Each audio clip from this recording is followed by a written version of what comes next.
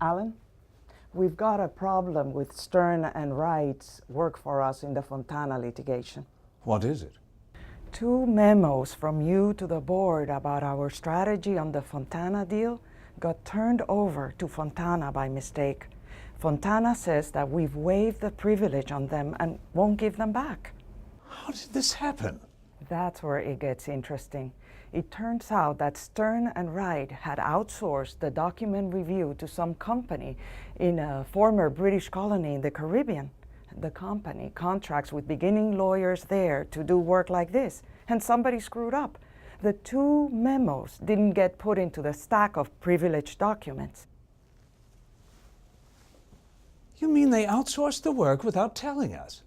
Well, they say that we were on notice because the engagement letter says that the firm is to use non-lawyers where it's efficient to do so.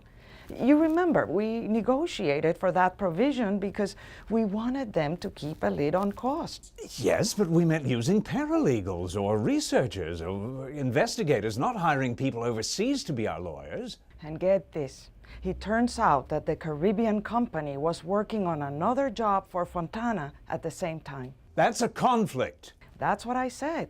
But Stern and Wright says that the Caribbean company set up a screen between the lawyers working for us and for Fontana. The ethics rules in the Bristol Isles say that you can do that without having to get the consent of the client. I want you to check this out. Is Stern and Wright liable for the mistake of the company they outsourced to, which turned over those memos? I also want to know 2 other things. First, can we sue Stern and Wright for malpractice for not telling us that they were outsourcing work to lawyers in a foreign country?